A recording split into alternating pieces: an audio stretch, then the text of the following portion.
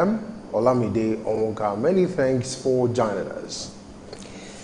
The Lokoja Chief Magistrate Court has remanded Senator Dino Melaye and 2 others in police custody until June 11 over alleged gun running. The accused person is standing trial on 7 counts bordering on criminal conspiracy and unlawful possession of firearms. The offense is contrary to Section 97, subsection 1 of the Penal Code of the Federal Republic of Nigeria. Lead counsel for the prosecution, Alex Izinyon, urged the court to remand other defendants, Kabiru Seidu and Nuru Salihu, in police custody.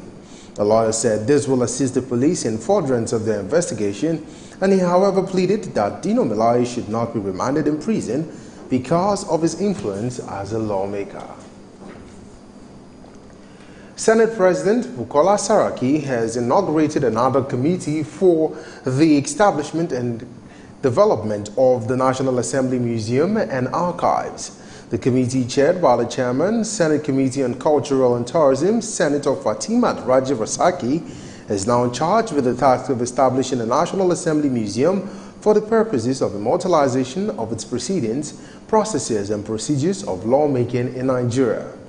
Saraki, in his address, said the committee is to help in the realization of a quest for a befitting museum and archives for the National Assembly as a national monument fit for the digital age. People have suggested erroneously that we want to establish a museum and archive to immortalize ourselves, but nothing could be further from the truth. This is about institution building. It is about institutional memory, it is about legacy, and most of it was about the greatness, building the greatness of the country. Parliamentary libraries can be found all over the world. It is our same tradition that we seek to establish such a venerable institution, a National Assembly. The chairman of the other committee, Senator Fatima Rajivasaki, said the panel will work to develop a legacy that will stand the test of time. The National Assembly Museum will engage the present to question our past without forgetting the multi-racial and multicultural, multi-voice social realities of our country.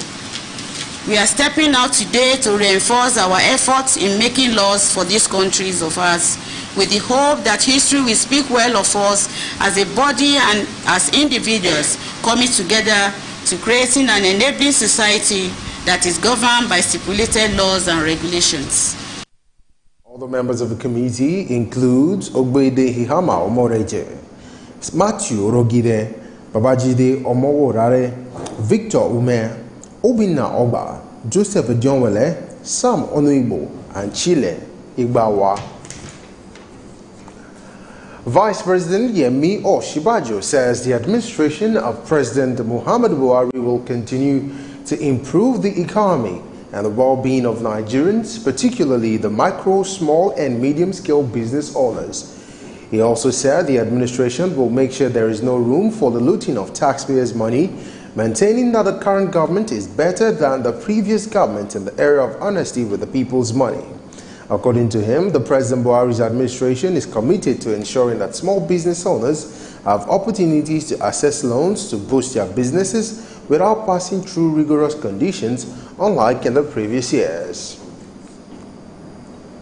The Federal High Court in Lagos has ordered the permanent forfeiture of landed properties belonging to 2 naval officers to the federal government. The naval officers are Captain Navy Olotu Murakinyo and Ebony Aneke. Justice Muslim Azam made the permanent forfeiture order following an application for the same by the Economic and Financial Crime Commission. In its application, the EFCC listed the properties as a 3-bedroom terrace duplex located at Lekki Gardens, Phase 4, Lekki Aja, and a 5-bedroom duplex in Lekki, Lagos.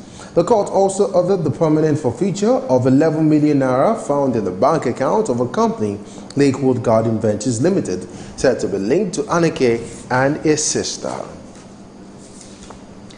The coordinator, Presidential Amnesty Program, PAB, Charles Tokubo, has received the report of 8-member review committee set up to evaluate the activities of the Amnesty Program.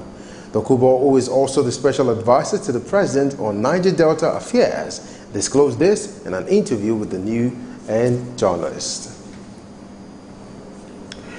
The Economic and Financial Crimes Commission, EFCC, has traced 61 assets to former Managing Director of Oceanic Bank, Cecilia Ibru, in Dubai.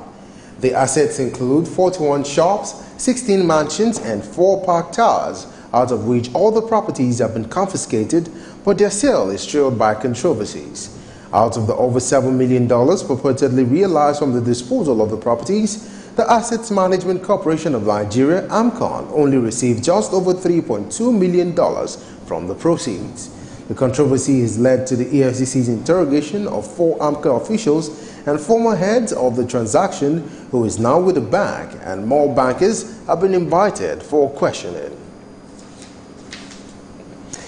The Independent National Electoral Commission, INEC, says it will make its report on the investigation of underage voting in Kano public.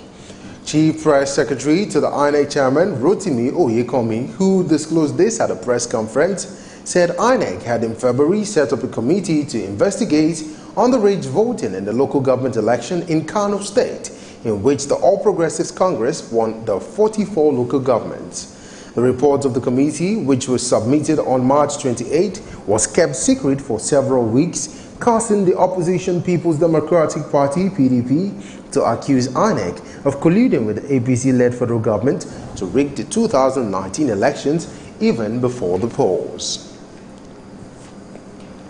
As a way of imparting knowledge on the junior officers, 6th Division of the Nigerian Army in Port Harcourt has held a seminar for its men and officers. The seminar, which is geared towards combating issues of terrorism and insurgency in the country, was declared open by Director General, Nigeria Army Resource Center, Major General Johnny Hamakim, who emphasized the need for continuous capacity building of the soldiers. We're living in a very uncertain environment where we have continuous emerging new challenges, security challenges, and for you to be able to understand and act effectively, you have to continuously build your capacity. And so this kind of seminar is so apt, especially at this time of our national life where we have myriad, so much security issues that are coming up. So the essence of capacity building is a must, which is what this seminar intends to achieve. In his remarks, General Officer Commanding 6th Division Nigerian Army, Major General Musa Yusuf, said the seminar is organized to equip the junior officers with better and adequate knowledge at their level and ready for combat.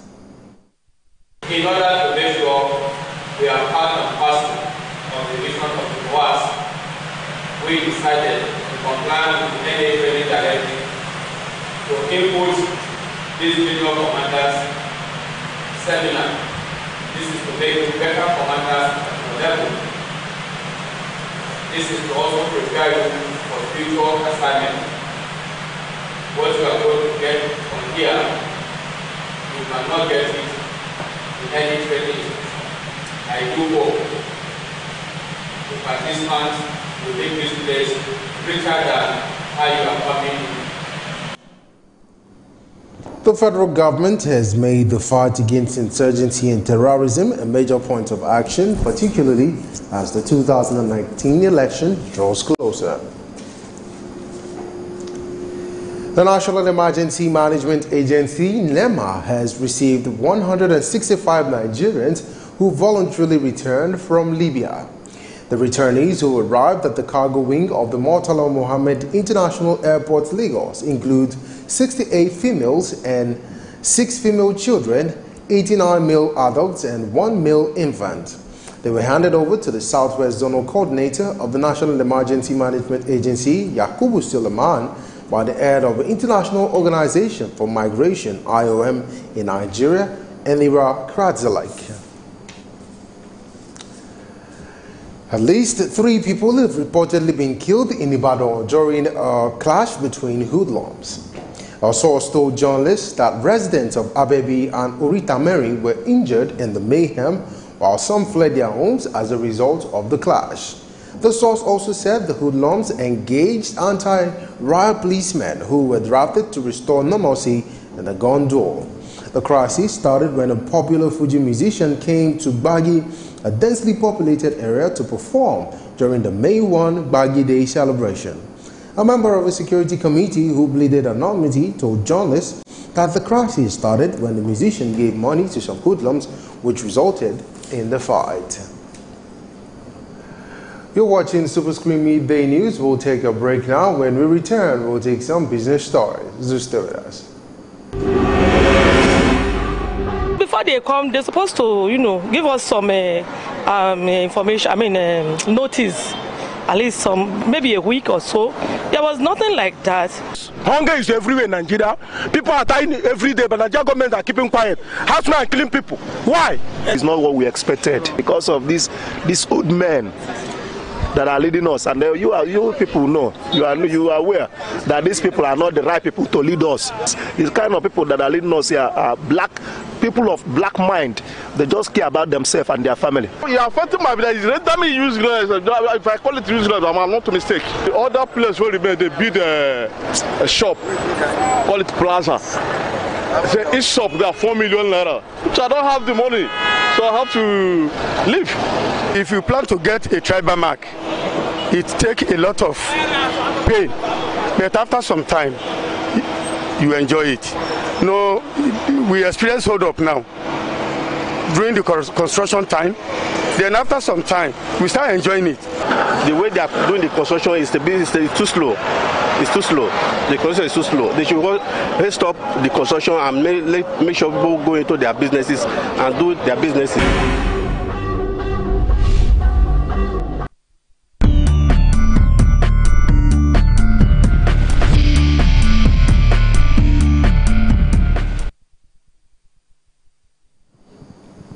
Welcome back, and now for some business stories. The House of Representatives says some details of the 8.612 trillion naira appropriation bill had yet to be fine-tuned by the Committee on Appropriations. Chairman, House Committee on Media and Public Affairs, Abdulrazak Namdas, who disclosed this in Abuja, told journalists that the budget is programmed for passage this week, but had to be shifted to next week. He, however, gave an assurance that the laying of the budget before the House and its eventual passage would not exceed next week. The Central Bank of Nigeria and the People's Bank of China have begun execution of $2.5 billion bilateral currency swap agreement entered over 2 years ago. CBN Governor Godwin Emefiele led some officials to the signing ceremony in Beijing, China. The transaction is aimed at providing adequate local currency liquidity for the Nigerian and Chinese industrialists and other businesses in order to reduce difficulties in the search for a third currency.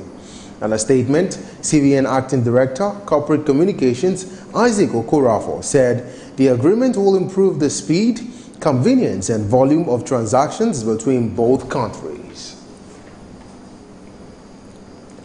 The National Pensions Commission says the implementation of the multi-fund investment structure for all active contributors under the Contributory Pension Scheme will commence on July 1 this year. The Head Investment Supervision Department, PENCOM, Ohioma Ehimene, who disclosed this to journalists, said the new initiative would help to improve returns on pension funds. Ehimene said the main objective of the retirement savings account multi-fund investment structure is to resolve the challenge of asset liability risk management experienced by pension funds. The Nigerian Electricity Regulatory Commission, NERC, says it will review the power tariffs and the computations in order to address various concerns surrounding the issue. According to NERC's newly inaugurated chairman, James Momo, all necessary circulations on electricity tariffs will be done by the Commission to get the right amounts to be paid by power consumers across the country. He also stressed that the power tariff challenges are solvable, maintaining that his team would utilize lessons learned in the past to address the problems confronting the sector. We will take a break now. When we return, Superscreen Media News continues with the foreign stories. Stay with us.